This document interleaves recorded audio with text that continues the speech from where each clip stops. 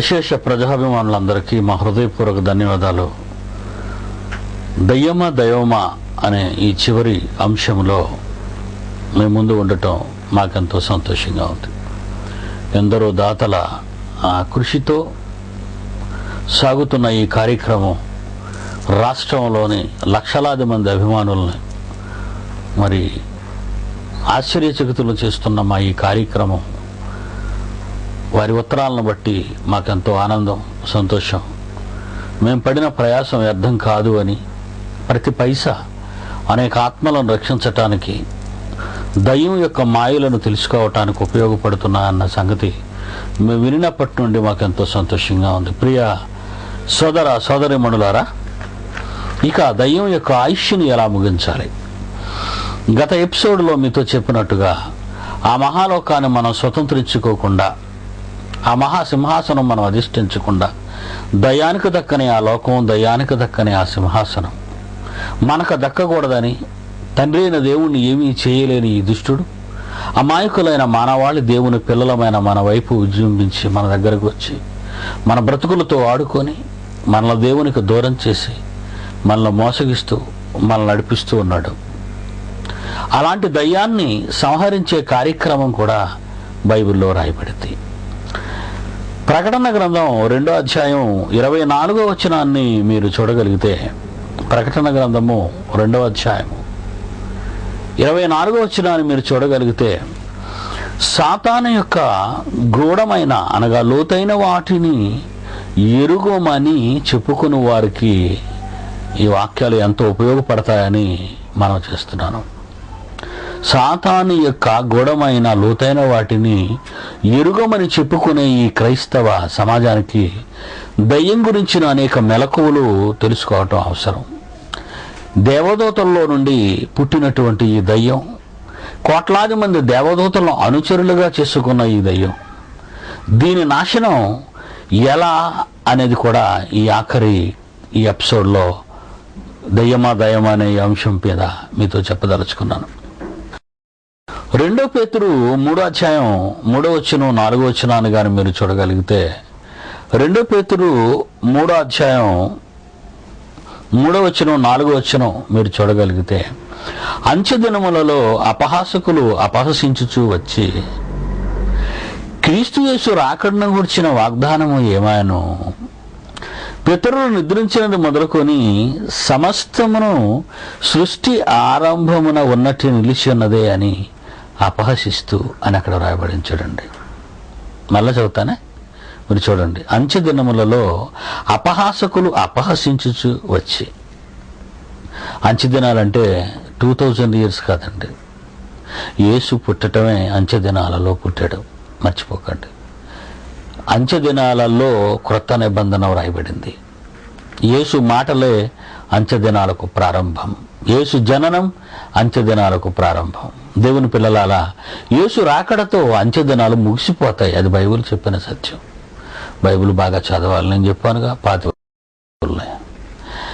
ఈ అంచె దినాలలో అపహాసకులు అపహసించుచు వచ్చి క్రీస్తు యేసు రాకడను గురించిన వాగ్దానం ఏమాయను, పితరులు నిద్రించేదని మొదలుకొని సమస్తమును సృష్టి ఆరంభమును ఉన్నట్టే నిలిచి ఉన్నది అని అపహసిస్తున్నారు. ఎందుకంటే అదే 2 పేతురులో 3వ అధ్యాయంలో ఆకాశం ఎలా అయిపోద్ది, భూమండలం అలా అయిపోద్ది, సృష్టి అంతా నాశనం అయిపోద్ది మహావేండ్రముతో అని రాశాడు పేతురు.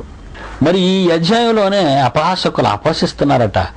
లోకం ఎలా ఉందో అలాగే ఉంది, సమస్తమును సృష్టి ఆరంభమును ఉన్నట్టే ఉంది కదా. మరి వాగ్దానం ఏమైంది? యేసుప్రభు చేసిన వాగ్దానం. ఈ మాట చెప్పి ఎంతకాలం అయిందో తెలుసండి? పేతురు పత్రిక 66లో రాయబడిందండి. క్రీస్తు శకం 66. ఇది 2002 కదా, మీకు తెలుసు. 66లో రాయబడినప్పటికీ వాగ్దానం ఏమాయనని అడుగుతున్నారు. అప్పటికే క్రీస్తు శకం 66కే యేసుక్రీస్తు వాగ్దానం ఏమైంది? ఇదేదో ప్రపంచం ఏదో పుట్టములిగిపోద్దని చెప్పాడు కదా, ఏదో అయిపోద్ది, ఆయన వస్తాడని. ఏమైంది అని అడుగుతున్నారండి. 66లో అడుగుతున్నారు. ఈ పత్రిక 66లో రాశారని చెప్పానుగా. అనగా నేటికి 1936 సంవత్సరాలు అయిందని అర్థం. 1936 సంవత్సరాలు 2002కి. 2002కి 1936 సంవత్సరాలు అయింది. 1936 సంవత్సరాలు అయినా యేసు వాగ్దానం ఏమైంది అంటున్నారండి అపహాసకులు. క్రైస్తవులు ఏం చేస్తున్నారు? ఈ క్రైస్తవ భక్తులంతా లేకపోతే ఒక దినం దేవుని దృష్టికి 1000 సంవత్సరాలు ఒక దినం అని ఏమైనా చెబుతున్నారా? మనం కూడా ఆలోచించాలి కదండి. అపోస్తల కార్యాలు 1వ అధ్యాయం 9-11 వచనాలు మీరు చూస్తే, అపోస్తల కార్యాలు 1వ అధ్యాయం 9-11 వచనాలు, యేసుప్రభు వెళ్ళిపోతున్నాడు. మొదటి రాకడలో వచ్చి వెళ్ళిపోతూ ఉన్నప్పుడు ఈ ప్రజలందరూ ఆయనకి సెండ్ ఆఫ్ ఇచ్చారండి వాళ్ళని. అప్పుడు వారు చూచుచుండగా యేసు ఆరోహణమాయను. మీ యొద్ద నుండి పరలోకానికి చేర్చుకొనబడిన ఈ యేసు మేఘాల మీద వెళ్ళిపోతున్నాడు కదా, మీరు చూశారు అంటారు. 2 మనుషులు ఆ ముందు నిలబడి, మీ యొద్ద నుండి పరలోకమునకు చేర్చుకొనబడిన ఈ యేసు ఆ రీతిగానే ఆయన తిరిగి వచ్చునని చెప్పారు. వస్తాడు అన్నారు. అదండి వాగ్దానం. వస్తానన్నాడు. ఏమయ్యాడు? యేసుక్రీస్తు ఇంకా రాలేదు అన్నారండి. ఇకపోతే ప్రకటన గ్రంథం చివరి పుస్తకం కదండి, బైబిల్లో 66 పుస్తకం, చివరి పుస్తకం, చివరి అధ్యాయం అండి, 22వ అధ్యాయం, చివరి వచనాలండి. ఎంత చిత్రంగా ఉందో చూడండి. ఉత్తరం ముగింపు రాస్తూ, మనం ఉత్తరాన్ని ప్రారంభించి ముగింపు రాస్తూ, మరి చివరగా ఏదో మాట చెప్పాలి కదా, మనం వస్తామో రావా అన్నది. అందు గురించి అలాగే 66 పుస్తకాలతో రాయబడినటువంటి ఈ మహాగ్రంథంలో ప్రకటన గ్రంథం 66 పుస్తకం అయితే అది 22 అధ్యాయాలతో పూర్తయితే చివరి వచనాల్లో యేసు అంటున్నాడు, 7వ వచనం, 12వ వచనం, 20వ వచనం. ప్రకటన గ్రంథం 22వ అధ్యాయంలో 7వ వచనం, 12వ వచనం, 20వ వచనం అండి. ఇదిగో నేను త్వరగా వచ్చిచున్నాను అన్నాడండి. ఇదిగో నేను త్వరగా వచ్చిచున్నాను అనే పదం 7వ వచనంలో 12వ వచనంలో ఉందండి. నేను త్వరగా వస్తున్నాను. 66 పుస్తకంలో బైబిల్ ముగిస్తూ నేను త్వరగా వచ్చేస్తున్నాను అంటున్నాడండి ఆయన. మనల్ని ఏమనమన్నాడండి? 20వ వచనంలో ప్రభు అయిన యేసు త్వరగా రమ్ము అనమన్నాడు. ఇదేటండి, 2000 సంవత్సరాలు అయిపోయింది, ఇంకా రాలేదు. ఏమండి? మరి వెళ్ళిన యేసు ఇంకా రాలేదు అంటే త్వరగా రమ్మని చెప్పమన్న యేసు, త్వరగా వస్తానని చెప్పిన యేసు, త్వరగా రమ్మని మనల్ని చెప్పమన్న ఆ యేసే, త్వరగా వస్తానని చెప్పిన యేసే. అదండి వాగ్దానం. మరి యేసుకి రాలేదు ఎందుకంటారు?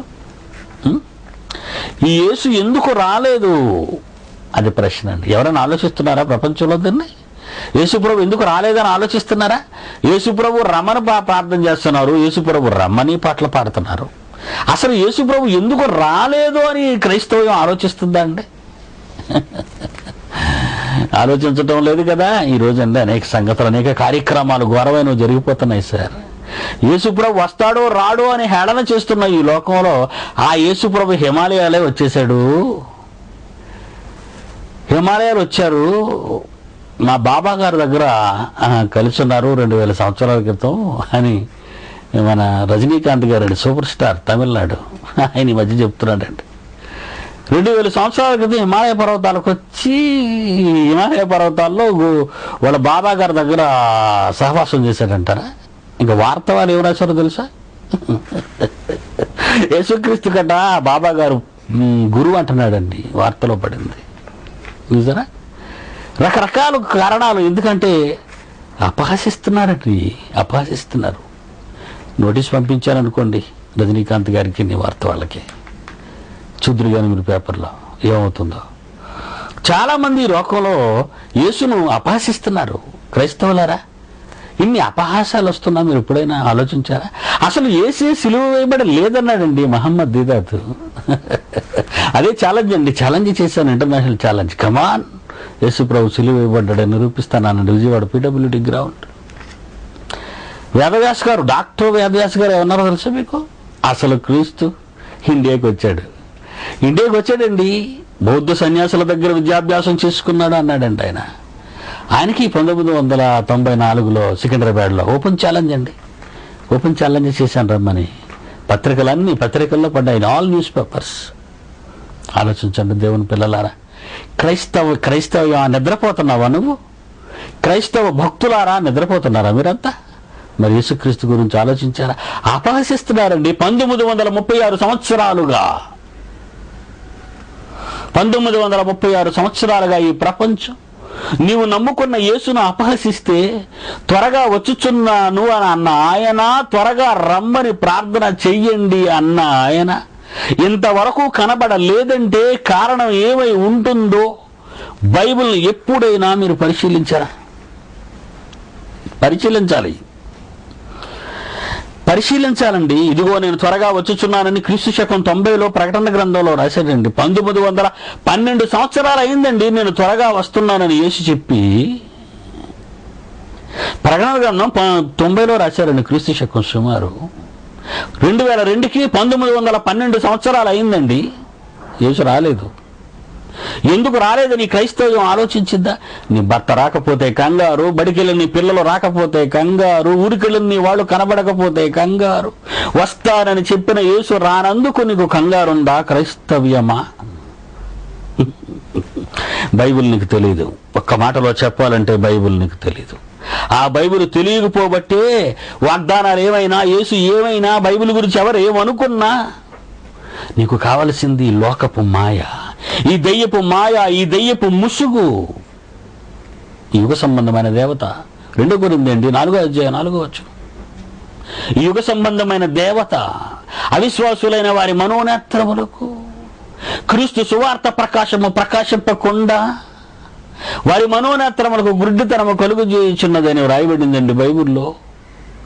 అవిశ్వాసులైన క్రైస్తవులారా, విశ్వాసము లేని క్రైస్తవ జనాంగమా, ఆలోచించొక్కసారి. నీ యేసు అన్యజనుల మధ్య అపహసింపబడుతుంటే, యేసును ఎరిగానని చెప్పి యేసు పేరు పెట్టుకున్న క్రైస్తవుడు అయిన నీవు దానిని పట్టించుకోకుండా తిరుగుతున్నావు అంటే నీ దేవుడి మీద నీకెంత బాధ్యత. అంటే నీకు ఆ మహాలోకం అవసరం లేదు, దేవుని సింహాసనంతో నీకు పని లేదు. ఈ మాయ ఎవరిది? దయ్యానిది. దయ్యం నీ మాయలో ముంచి తానున్న లోకానికి, తాను వెళ్ళబోయే పాతాళానికి, అగ్ని జ్వాలలలోనికి నిన్ను తీసుకుని వెళ్ళటానికి వేసిన పథకం ఫలించింది దాన్ని. అందుకే నువ్వు పోతావు. నిన్నెవరు కాపాడగలరు? మరి యేసు ప్రభు ఎందుకు రాలేదు? అది ఆలోచిద్దాం. అలాంటప్పుడు యేసుక్రీస్తు ఎందుకు రాలేదో మనం ఆలోచించాలి.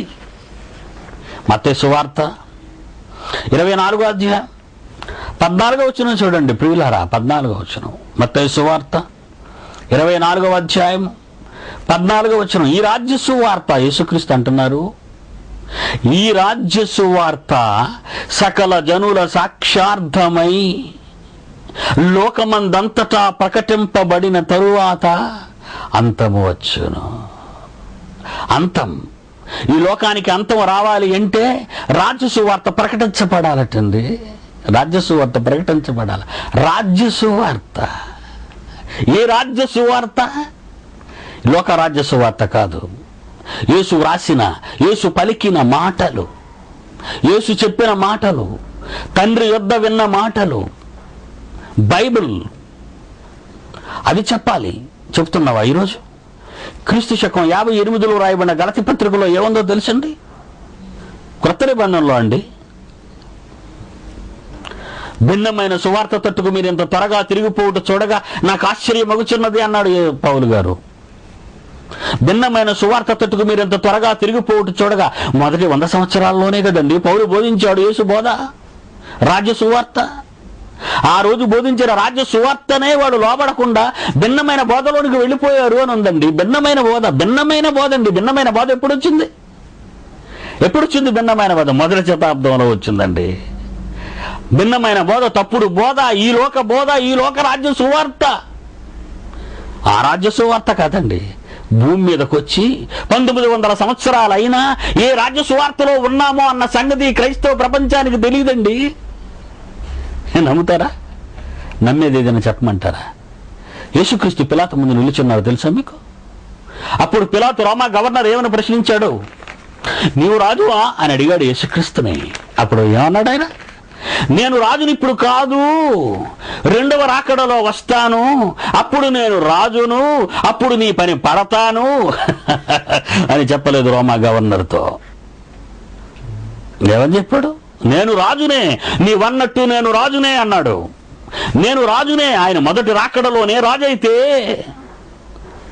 పరలోకమందును భూమి మీదను నాకు సర్వాధికారం ఇవ్వబడి ఉన్నది అని మృతులలో నుండి లేచిన తరువాత ఆయన చెబితే, లేదా మీ బైబిల్లో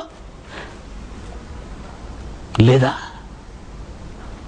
పరలోకమందును భూమి మీదను నాకు సర్వాధికారం ఇయ్యబడి ఉన్నది అని యేసు చెప్పి మరణానికి ముందు పిలాతు ముందు నిలుచుని నేరస్తునిగా నీవు రాజువా అని రోమా గవర్నర్ అడిగిన ప్రశ్నకు నేను రాజునే నేను అన్నప్పుడు, మొదటి శతాబ్దంలోనే యేసు మొదటి రాకడలోనే రాజు అయితే యేసు రాజుగా వచ్చుచున్నాడనే పాట ఎందుకయ్యా పాడుతున్నావు? ఛే, ఆలోచించావా ఏ రోజైనా? బైబిల్లో ఎన్ని వాస్తవాలు ఉన్నాయో, ఎన్ని వాస్తవాలు రాయబడ్డాయో. యేసు నేను రాజునేనా ఆయన చెబుతున్నాడు. పరలోకమందు భూలోకమందు సర్వాధికారం ఇవ్వబడి ఉన్నదే అని యేసు అంటుంటే, క్రైస్తవుడు నేను చెప్పుకునే నీవు, క్రైస్తవుని అని అన్న నీవు యేసు రాజుగా వచ్చుచున్నాడు, రాజాది రాజా రావే అని పాటలు పాడుతున్నా నీవు యేసు రాజుగా వచ్చాడన్న సంగతి నీకే తెలియకపోతే నువ్వు వెళ్ళి ప్రపంచానికి ఏ రాజ్య సువార్త బోధిస్తావు? నువ్వు ఒక కాపరివి కావచ్చు, మహాభక్తుడువు కావచ్చు, మహాప్రసంగికుడువు కావచ్చు, మహా గ్రంథాల రచయితవు కావచ్చు. ఎవరివైతే ఎందుకయ్యా? బైబిల్లో సారం ఏముందో తెలియని నీకు, బైబిల్లో రాయబడిన అంశాలు ఎందుకున్నవో పరిశోధించని నీవు, రాజుగా వచ్చానని ఆయన చెబితే రాజుగా రావాలని నువ్వు పాడితే నీకు బైబిల్ తెలుసా? నువ్వు బోధించేది రాజ్య సువార్త, భిన్నమైన బోధ. నీ పాటలో భిన్నమైన బోధ, నీ జీవితంలో భిన్నమైన బ్రతుకు, నీ ప్రసంగాలలో భిన్నమైన బోధ, సంఘాలలో భిన్నమైన బోధ, ఫెలోషిప్లలో భిన్నమైన బోధ, సంస్థలలో భిన్నమైన బోధ, దయ్యపు బోధ. అందుకే అన్నాడు పౌలు, భిన్నమైన సువార్త తట్టుకు మీరు ఇంత త్వరగా తిరిగిపోవడం చూడగా నాకు ఆశ్చర్యం అగుచున్నది. ఇక ఈ రాజ్య సువార్త ప్రకటించేది ఎప్పుడయ్యా? ఈ రాజ్య సువార్త ప్రకటన జరిగేది ఎప్పుడు చెప్పండి? ఇక మీరే. రాజ్య సువార్త జరగలేదు, అంతము రాలేదు. మన అంతము రావాలి అంటే దానికి ముందు మరొకటి జరగాలి. మీకు తెలుసా? అంతం రావాలంటే మరొకటి జరగాలి. దశలోనికి రాసిన 2వ పత్రిక 2వ అధ్యాయం 8వ వచనం, మన ప్రభు అయిన యేసు తన నోటి ఊపిరి చేత దయ్యాన్ని సంహరించి తన ఆగమన ప్రకాశము చేత నాశనం చేయును. ఉందా మీ బైబిల్లో? చూడండి చూడండి చూడండి చూడండి, ఒకసారి చూడండి. మన ప్రభు అయిన యేసు తన నోటి ఊపిరి చేత దయ్యాన్ని సంహరించి తన ఆగమన ప్రకాశం చేత నాశనము చేయును. అంటే యేసు రాకడలో, యేసు రాకడపు వెలుగులో దయ్యం నాశనానికి వెళ్ళిపోతుంది. అంటే దయ్యం చచ్చిపోయే కాలం, దెయ్యం నాశనముకు పోయే కాలం, దెయ్యం సంహరించబడే కాలం. ఈ ప్రపంచాన్ని, క్రైస్తవ జనాంగాన్ని, ప్రపంచ మానవాళిని పట్టి వేధించి నిత్యాగ్ని దండనకు తీసుకుపోయిన ఈ దెయ్యం, దేవుని కుమారులను దయ్యాలుగా మార్చిన ఈ దెయ్యం నాశనం అయిపోయేది ఎప్పుడో తెలుసా? యేసు వచ్చేటప్పుడు, యేసు 2వ రాకడలో, 2వ ఆగమన ప్రకాశంతో. అంటే యేసు వస్తే దెయ్యం చస్తుందన్నమాట, యేసు వస్తే దెయ్యం నాశనానికి వెళ్ళిపోతుందన్నమాట. అయితే యేసే రాకుండా ఉంటే దెయ్యానికి చావు లేదు. యేసు రాకూడదు, యేసు రాకుండా ఉండాలి. యేసు రాకుండా ఉంటేనే అది బ్రతుకుతుంది, దాని ఆయుష్ పెరుగుతుంది, లోకాన్ని మోసగిస్తుంది, ఇంకా కోట్లాది మందిని నిత్యాగ్ని దండనకు తీసుకొని వెళ్ళిపోతుంది. అది బ్రతకాలి అంటే యేసు రాకూడదు, అనగా రాజ్య సువార్త ప్రకటించకూడదు. ఇదెందుకు? మరి లోకమందంతటా రాజ్య సువార్త ప్రకటింపబడితేనే కదా అంతం వస్తుందని యేసు అన్నాడు. అంతేనా? మొదటి కొరింథీయులకు రాసిన పత్రిక 15వ అధ్యాయం 24-26 వచనాలు చూడండి ప్రియులారా. కొరింథీయులకు రాసిన మొదటి పత్రిక 15వ అధ్యాయము 24-26 వచనాలలో చూస్తే, ఆయన సమస్తమైన ఆధిపత్యమును, యేసుక్రీస్తు సమస్తమైన అధికారమును బలమును కొట్టివేసి తన తండ్రి అయిన దేవునికి రాజ్యమును, అంటే మనల్ని అప్పగించును. మనల్ని యేసుక్రీస్తు అప్పగిస్తాడు భూలోకానికి. 2వ రాకడలో ఆయన వచ్చి భూమి మీద ఉన్న తన పిల్లలైన వారిని తోడుకొని మహాలోకానికి తీసుకొని వెళ్ళి అక్కడ తండ్రికి అప్పగిస్తాడు. అప్పుడు అంతము వచ్చును. చూడండి తర్వాత బైబిల్లో ఉందో, అప్పుడు అంతము వచ్చును. కడపట నశింపజేయబడు శత్రువు మరణం. కడపట నశింపజేయబడు శత్రువు మరణం. నీ శత్రువు, నా శత్రువు. మనకు దక్కవలసిన మహాలోకాన్ని, పరలోకాన్ని దక్కించకుండా, మనం ఎక్కవలసిన సింహాసనాన్ని, మహాసింహాసనాన్ని మనం ఎక్కకుండా మనం ఆపగలిగిందే దానిని చంపవా, దానిని హతమార్చవా, దాని నాశనానికి పంపవా? దానిని పంపాలంటే నీ చేతిలోనే ఉంది సోదరా, సోదరి. దయ్యాన్ని హతమార్చి దయ్యపు ఆయుష్ను మూడింప చేయాలి అంటే, దయ్యపు ఆయుష్ ముడిసిపోవాలి అంటే ప్రపంచ క్రైస్తవులారా మీ చేతిలోనే ఉంది. ప్రపంచ జనాభా ఎంతో తెలుసా? 623,62,92,268. జూలై 10కి, మొన్న జూలై 10కి 623,62,92,268 మంది ఉన్న ఈ ప్రపంచ జనాభాలో 200 కోట్ల మంది క్రైస్తవులు ఉండగా మిగిలిన 400 కోట్ల చిల్లర క్రీస్తును ఎరుగని వారు ఏమైపోతున్నారో ఏ రోజైనా ఆలోచిస్తున్నావా? అసలు నువ్వేమైపోతున్నావో నీకే తెలీదు. నువ్వు దిగజారిపోతున్నావో పాతాళమే నీకు అర్థం కాకుండా పోయింది. ఇక ఈ ప్రపంచాన్ని నువ్వు కాపాడేది ఎప్పుడు? అలా కాపాడడానికి రాజ్య సువార్త ప్రపంచమంతటా నువ్వు చాటేది ఎప్పుడు సోదరా? నువ్వు చాటేది ఎప్పుడు? 200 కోట్ల మంది క్రైస్తవులు నడుం కట్టి 200 కోట్ల మంది క్రైస్తవులు నడుం కట్టి 400 కోట్ల మంది సుమారు క్రైస్తవులు కాని వారికి రాజ్య సువార్త ప్రకటించాలి. అసలు ఈ 200 కోట్ల మందికి రాజ్య సువార్త ఎరుగని దశలో ఉన్నప్పుడు యేసు వెళ్ళిపోయి 2000 సంవత్సరాలైనా భూమి మీద ఉన్న 200 కోట్ల మంది క్రైస్తవులు 2003కే రాజ్య సువార్త తెలియని దుస్థితిలో ఉంటే, యేసు రాజుగా వచ్చుచున్నాడన్న పాటలు నువ్వు పాడుతుంటే ఈ ప్రపంచానికి రాజ్య సువార్త తెలిసేదెప్పుడు? ఈ రాజ్య సువార్తను నువ్వు తెలుసుకునేదెప్పుడు? ఈ రాజ్య సువార్తను లోకానికి ప్రకటించేదెప్పుడు? రాజ్య సువార్త లోకమందంతటా ప్రకటింపబడిన తరువాత కదండి అంతం రావాలి అంటే యేసు రావాలి. అంతం రావాలి అంటే యేసు రావాలి. అంతం రావటానికి ముందు నీవు రాజ్య సువార్త ప్రకటించాలి. అంతానికి ముందు నువ్వు రాజ్య సువార్త ప్రకటించాలి. అంతే కదా? రాజ్య సువార్త సకల జనుల సాక్షార్థమై లోకమందంతటా ప్రకటింపబడును, తరువాత అంతము వచ్చును అని చదివారు మీరు. రాజ్య సువార్త లోకానికి తెలియాలి, అంతం రావాలి. అంటే రాజ్య సువార్త ప్రకటింపబడితేనే గాని యేసు బయలుదేరడు.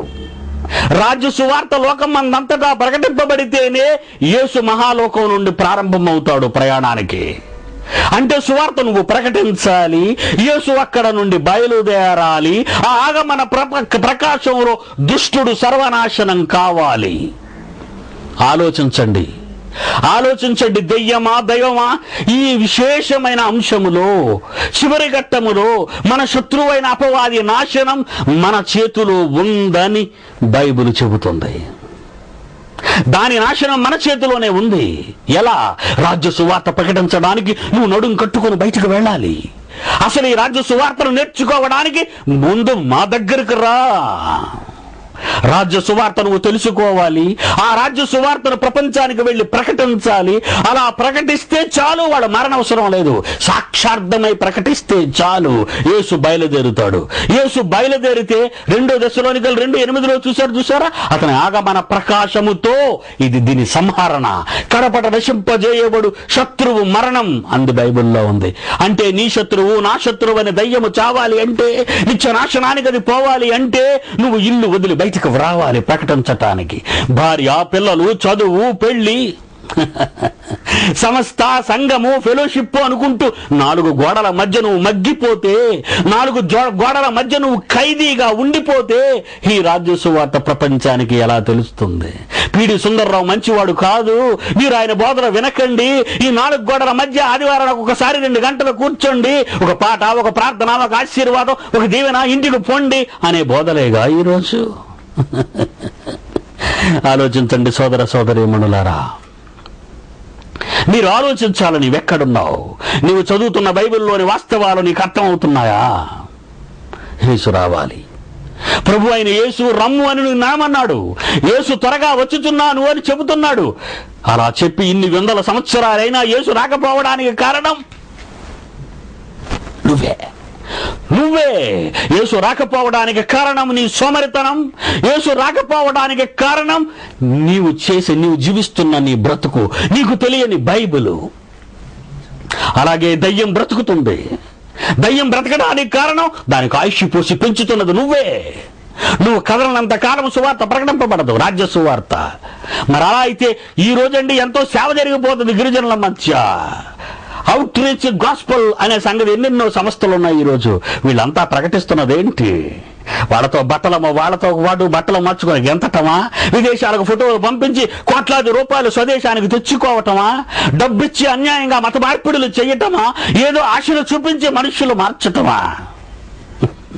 ఈరోజు క్రైస్తవ్యాన్ని అనేక మంది అసహించుకోవడానికి కారణం ఏంటో తెలుసా?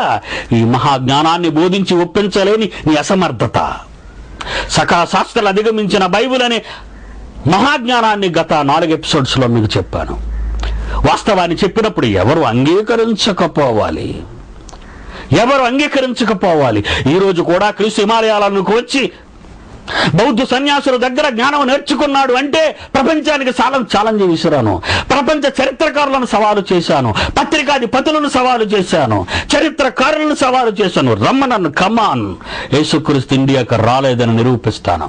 హిమాలయాలలో బౌద్ధ సన్యాసుల మధ్య విద్యాభ్యాసం నేర్చుకోలేదని చెబుతాను అన్నాను. ఎవరు ఈ ప్రపంచంలో ఇప్పటికీ కనబడలేదు. క్రైస్తవ్యమా, ఎక్కడ ఉన్నావు? నువ్వు చదువుతున్నది బైబిలేనా? ఆ బైబిల్ నీకు అర్థమవుతుందా? దయ్యం నిన్నెంత మోసగిస్తుంది. దయ్యం నిన్ను చాగ్ని దండనకు తీసుకుపోతుంది. నీకు సువార్త ప్రకటన లేకుండా చేస్తుంది. నీకు పిలుపు ఉందా సువార్తకు అని అడుగుతున్నారు. లేక సంఘ కాపరే సువార్త చేయాలి అంటున్నారు, లేక కొంతమంది సువార్త ప్రకటన చేయాలి అంటున్నారు. నో, మీరంతా సువార్త ప్రకటించాలి, రాజ్య సువార్త ప్రకటించాలి. ఈ మీడియా ద్వారా, ఈ టీవీ మీడియా ద్వారా ప్రపంచానికి నిజం తెలియాలి అంటే నీ ప్రతి పైసా దేవునికి ఇవ్వు. నీ డబ్బుకు న్యాయం జరగాలి అంటే నీవు కూడా ప్రపంచమంతటికి రాజ్య సువార్త ప్రకటించాలనే కోరిక నీకుంటే క్రూర మృగమైన ధనాన్ని దేవునికి బలి ఇవ్వు. నీ సహాయాన్ని పంపు, నీకున్న కష్టాన్ని పంపు, నీ ఆస్తులను అమ్ము. నా ఆస్తిని నేను అమ్ముకున్నాను. ఈరోజు నేను ఆస్తులను కూడబెట్టుకోవటం లేదు, నేను ఆస్తులను సంపాదించటం లేదు. నాకున్న దానిని అమ్మి ఈ మృగాన్ని బలి ఇచ్చి, ఈ క్రూర మృగాన్ని, ఈ ధనాన్ని దేవునికి ఖర్చు చేసి ఈ మహాజ్ఞానాన్ని ప్రపంచ ప్రజలకు తెలియచేయాలి. ఈ మహాయజ్ఞంలో, ఈ మహా తపస్సులో, సాతానుతో జరిగే ఈ భీకర సంగ్రామంలో నాతో చేయి కలుపుతావా? కలుపు. నీ కష్టాన్ని పంపు, నీ కష్టాన్ని పంచు. మహా సంగ్రామాన్ని సైతానుతో జరిగిద్దాం. ఇది 3వ ప్రపంచ సంగ్రామం కాదు, ఈ ప్రపంచానికే చివరి సంగ్రామం. దానిని హతమారుద్దాం, మనందరం కలుద్దాం, ప్రపంచ మానవాళ్ళని మారుద్దాం, మంచి బాటలో నడిపిద్దాం. సెలవా, మరలా కలుసుకుందాం. సెలవు.